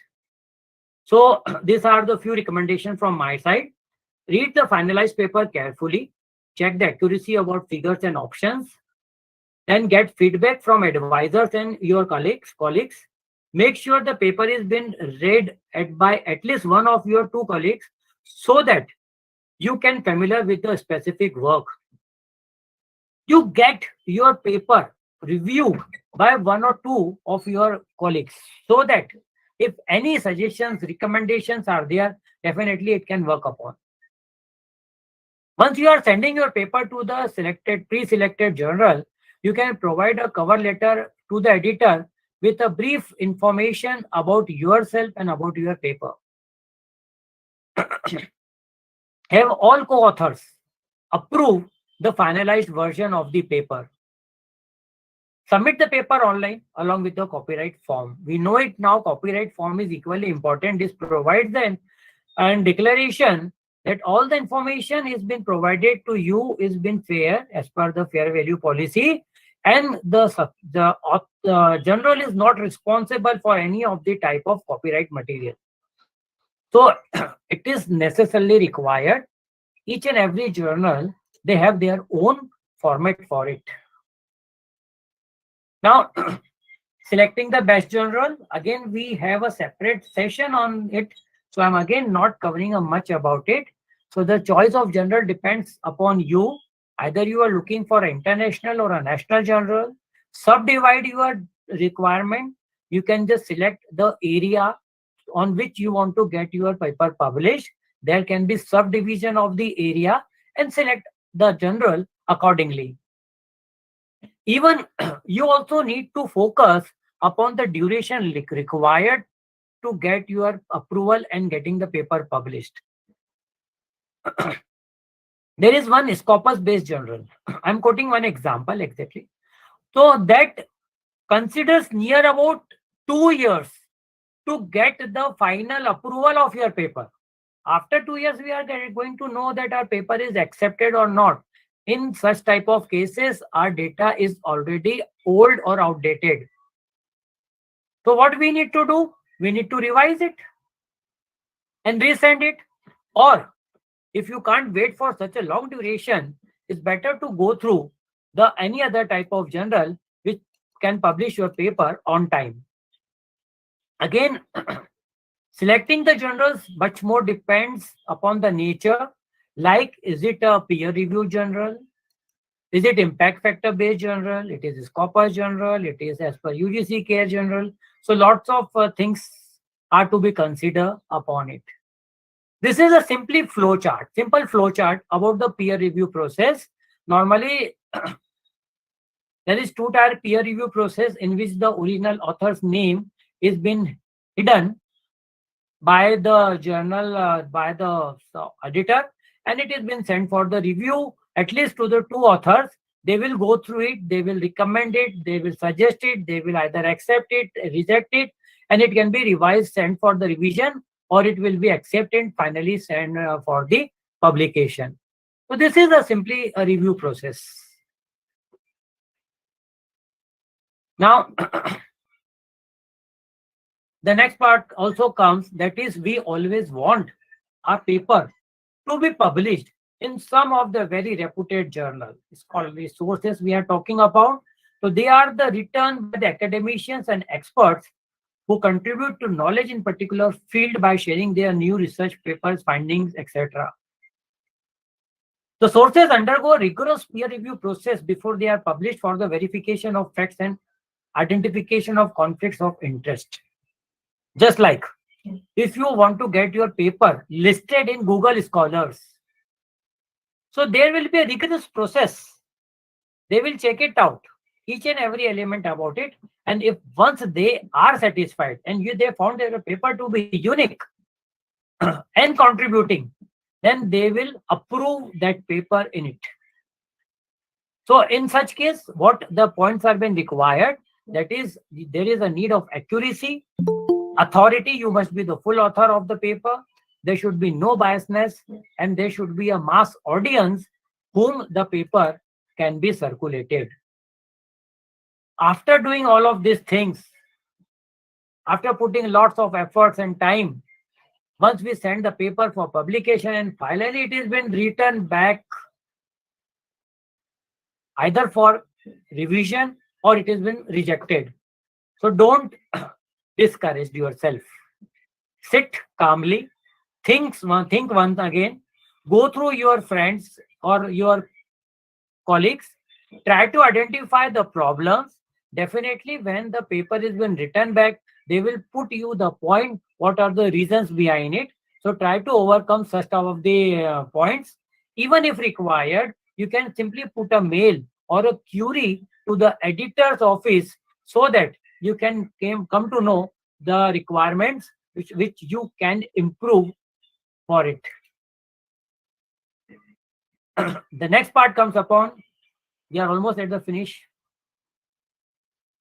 Sometimes it happens that the paper is good enough, but it is very, very long. So what are the factors must consider in order to avoid the dull paper? So don't make the article very, very long. See, your paper can be of 1, 2, 3 pages. It may be of 15 pages, 18 pages, maybe of 150 pages. It all depends upon the requirements. Do not indicate any potential implications. Avoid using the illustrations. Have your own tables and your outcomes rather than simply copying the data which has already been published by someone else. Even don't omit necessary steps of reasoning. If you required, please include in detail. Just like I have drafted 18 pages paper. I have sent for the publication. It is a printed publication. They says you reduce it to 6 pages only. So I need to remove 12 pages. Now it becomes very, very difficult because each and every element is important. So what we should include and what should be removed becomes a big problem. But once it is on online sources or resources, then you can have the full length paper on it. You can use the abbreviations and technical terms as and where required. Avoid make it sound too serious with no significant discussion. Don't focus only on statistics. Ultimately, your discussion, your implications must be highlighted in your paper. And support to every statement or a reference you want to go with it. So this is from my side. This is my email. In case of any queries, you can just write to me. I will try to provide the solution for it if it is possible. So I hope that I would be capable enough to provide some insights to develop a research paper. The only thing before just going for the question session round, I suggest कि once you go through any of the journal, please download the paper, go thoroughly that paper, how they have prepared it, what are the things they have been taking care upon, and accordingly you start developing the paper. So this is from my side. The session is open. Thank you so much, sir. Come on. You are amazing, sir. Really, this is very informative session. Thank you, ma'am. In participant side, if you are have any questions, please asking with sir. Any question? I have a question. No, ma'am. Just to say No, ma'am, thank no you, sir. It was really Thank you, sir. informative and I very just simply you tried to- explained everything. I just tried to sir, put Gagar mein Sagar. Sorry, ma'am, I'm Hello? interrupting. I said I am trying to put Gagar mein Sagar. Otherwise, it's too broad topic. It may take 3 full days to complete all of the things. it's extremely informative, sir. Thank you so much. Sir, I have one question. Hello. Yes, Hello. ma'am. Hello. Yes, Sir, yes. my Should I question is. continue? Hello. Please carry over. Yeah. So my question is, how many years of paper should we review, and how to analyze the paper, and what data should we identify from the literature review? I have already discussed. Try to the current or the latest review as much as it is possible. Sir, 5 years not consider mostly sufficient enough. But if you are going with some historical developments, just like if I am talking about the demonetization, so the concept was been new to us in the year 2017, but this monetization had happened in 1991 also, or in before 1901, that is in 1970 also it had happened to it. So in that case, we can take few references of the past, but we should try to focus more upon 2017 and onwards. So it all depends upon the nature of your research work. If historical data is required, you can move back. Otherwise, simply 1 or 2 paragraphs more than sufficient about it. What was your second question, ma'am? So how to analyze the literature review? Like I just study the research paper, but at the end I found that what the data and what should I analyze this? And one more question is that if during writing review papers, so can we use like मतलब उसमें जो भी tables and data हम जो भी उसमें डालते हैं, तो उसमें मैंडेटरी है या is it is not mandatory? Mandatory what, ma'am? To put the citations? Sir, data and tables in review papers. No. Answering to your third question first, when we are talking about the review paper, you can have the reviews can be in the tabulated form, so that at a glance the whole summary is available to the reader. But if not so, you can avoid the use of the tables. That doesn't matter. I can share you my review paper, 2 or 3 review papers I have developed. Fourth one I am already working upon. So in first 2 papers I have not included the tables. In the next 2 I have included it. So that doesn't matter. It all depends upon the topic. And when we are talking about the data analysis, so first of all, you can decide at least objective in your mind. It may not be assured that you have not finalized your objective, but it will be helpful in selecting the paper of your choice. Once you are clear with your objectives, so you will try to keep those papers aside, which will be more helpful to you. For the rest of the papers, don't delete it. You keep in a form of a backup. In the near future, you may need to go through for further references. So you can align with your objectives. It will be more helpful and time saving to you. Sir, like as I'm doing the research on the nanomaterials and all, I'm from science background. Yes, So ma'am. when I search the research papers from online, so I just confused that which paper should I carry. Like I was searching from the last 10 years of papers also. Okay. So take only for 5 years or 10 years paper. Ma'am, once again, For literature review. For literature review, you can move back to the previous decade or maybe era also, because literature review should be extensively written. Yes, sir. When you find the common studies, Yes, sir. you can put all together. I have not included in my presentation because it is a part of the literature review that will be covered Yes, later. So Yes, sir. when you find 4 or 5 authors, they are talking about the similar topic, just like nano study something. So simply you can brief their the part of the citation along with the in the chronological order. So these Yes, reviews sir. will automatically come in that paper. You can go in depth studies to there. This in this case, in your case, the 40 years data may be sufficient enough or may not be sufficient enough, because this nanotechnology, I think, is not a very new concept. It is since past, since long it has been there. Am I Yes, correct, sir. madam? Yes, sir. Yes, sir. है ना? So if it is a very new concept, then we can go with the 10-year studies or maybe 5 years studies. Like if we are talking about the AI, presently Yes, we sir. are talking much more about the AI. We are talking about the drone technology. It is a new concept, but Yes, something few material is available before this 2010. So in that case, we need to move ahead with the latest studies. So okay, this sir. is Means, what we decide. As such, period is not a specific format, a limitation for the research work. Hello, hello, yes, hello. sir. Thank you Yes. so much, sir. Thank Okay. you Hello, so good much. evening, sir. Good Hello. evening. Yes, sir. Please say. Please Yeah, continue. sir, if possible, can you please share the PPT, sir? It is very, very useful and informative, sir. Sure, sir. I will send it to the authorities of RFI, and Okay, they will forward you in the group. okay. Thank you very much, sir. Thank you, sir. Within a day, probably. s- Tomorrow. Sir, hello. Sir, good evening, sir. Good Sir, evening. Yes, Sir, sir. this is Shivanand here. I have only one doubt, sir. Yes, sir. Sir, each and every article which we submit to the journal have their own guidelines. We have to be stick with that. That's Yes, sir. 100% Yes, correct.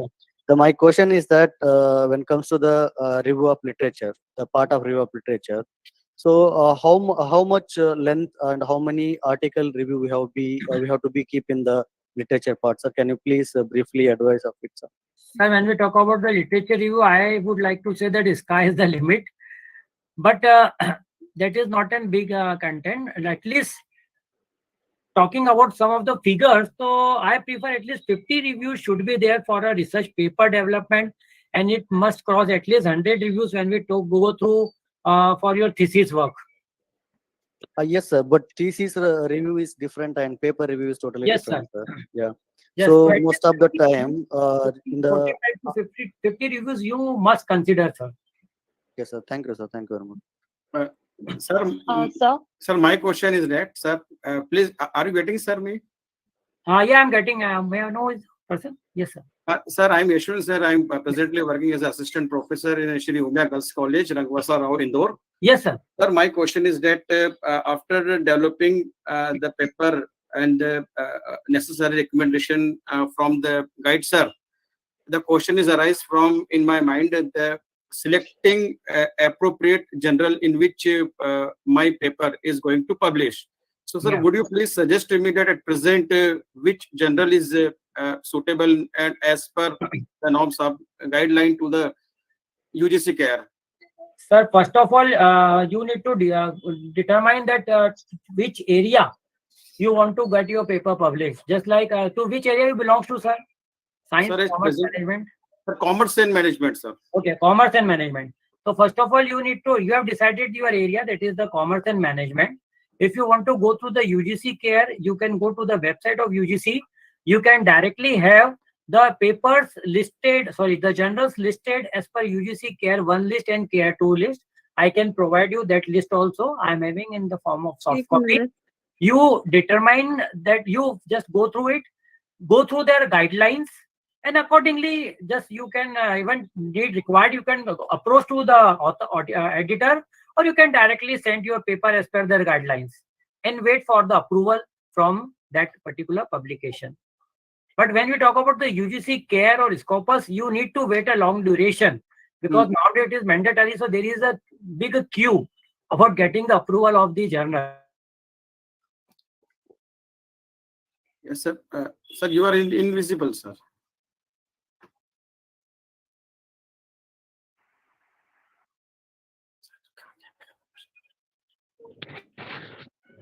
Deepak sir?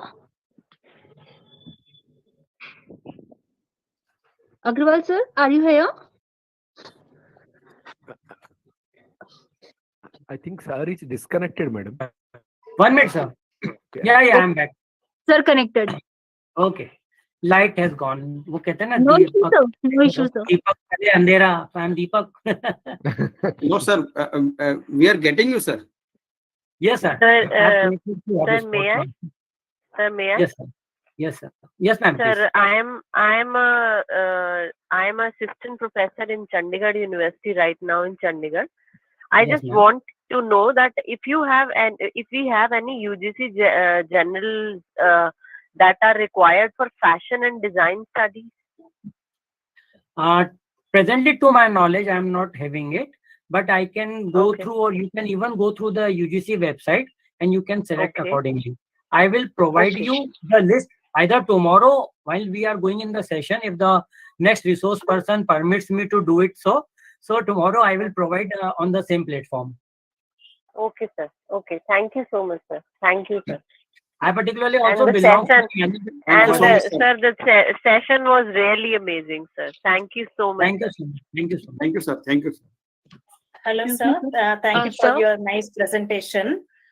Sir, my question is to you, if I taking the content from my PhD thesis, so how to cite it and how to mention it in the reference section? Your own work you are talking upon? Yeah, my own thesis. Okay, you want to cite in your research paper? No, my thesis paper. If I taking the tables, no, it will show like more plagiarism. To avoid that, so how to mention the reference? The process, madam, remains the same. You need to give the reference of your paper where it was been published earlier. But second thing, you need to remember is that it should be not be directly copy the whole of the content. Even if it is your own work, you need to rephrase or rewrite those sentences. Otherwise, it will be. Sometimes the table contents I can't change it. It is the primary content. I have shown you now. You can simply provide the source about it. So your reference of your research paper will be the source for it. Tables can't be copied. Okay. Definitely, unless and until it is a source, it will be considerable. And if source is So not I there, can. No, I can mention like the source is from my own thesis. Yeah, you need to provide the complete detail. Just like suppose if I am putting my own paper in my thesis, so I will be citing as like Agrawal in the year of publication, and in the reference section, I will be providing the complete detail about that paper. So no, this sir, is this is reverse one from my thesis to research paper. Doesn't matter, ma'am. That doesn't matter. The things remains the same. Okay. The process remains Then the same. Yeah. Now, what is the procedure to write a footnote, sir? Some papers they require footnote in each page, right? So how to write that footnotes? Footnotes are majorly required when you do not want to go in detail about that content, and it is when it has been not be possible to carry over at the end of the work, thesis, or maybe the paper. In that, footnotes have been required. So that can be in the, you have an option available in MS Word.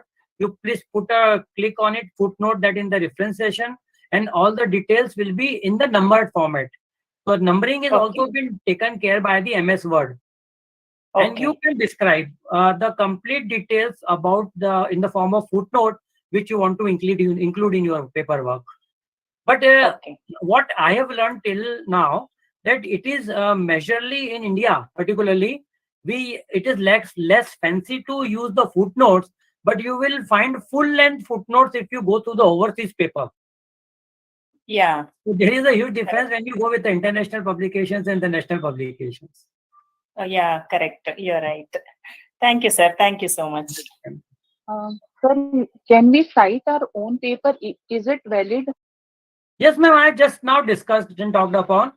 Definitely, you should cite your own paper if it is required, particularly in thesis work, it has been there. But it should be properly cited, rephrased, and properly referenced. That is mandatory. Because everything is now available in online mode. Even your thesis is also uploaded in Shodhganga. So it will be automatically detected as a plagiarized material So you should properly cite the complete thing.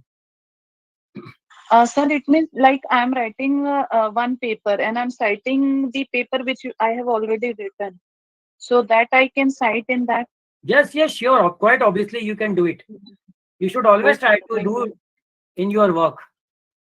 Okay, sir. Thank you. Let me check. Sir, Well, I will share it can to you hear my me, own. sir? Yes, ma'am. So I do have a query to ask. Yes, ma'am. So some journals ask for the bio of the author. So for someone who is neither an academician nor a student, so what could be the possible bio that one could give? Let's say someone ma'am, as a recent graduate or something. I'm very sorry. Can you repeat the sentence? So can you hear me now? I'm getting you now. Yes, sir. Okay. So some journals ask for the author's bio, right, sir? So Author's for someone biodata. who's neither an academician, Yes, ma'am. for someone who's neither an academician nor a student, what Yes, could be ma'am. the possible bio one could give? As in, let's say someone Bio who is you're a talking recent about bio. graduate or something. Okay. Ma'am, as such, it is not a problem. You need to provide your affiliation wherever you belongs to. It is not necessarily only the academicians can write the research paper. You can have the white papers. Also, you can see the various websites. The white papers are uploaded. And basically, those are not the academicians. They are from the industry people. So that doesn't make any difference. Your referencing should be there. Your affiliation should be described over here. There. Okay, so thank you so much, sir. And it was really an insightful session, sir. Thank you so much. Welcome, ma'am. I think it is over. Sir, very long question answer round. No problem, ma'am. We are here for ourselves. Okay, thank you, all the respected dignitaries and all dear participants. The end of a story is the new beginning for the many others. On this note, let's conclude a remarkable, memorable, and knowledgeable session. Thank you so much, all of you. Have a wonderful time. Thank you so much. Thank you, all of you. I have provided my email. You can Thank you, sir. contact if required. Welcome to all. Yeah.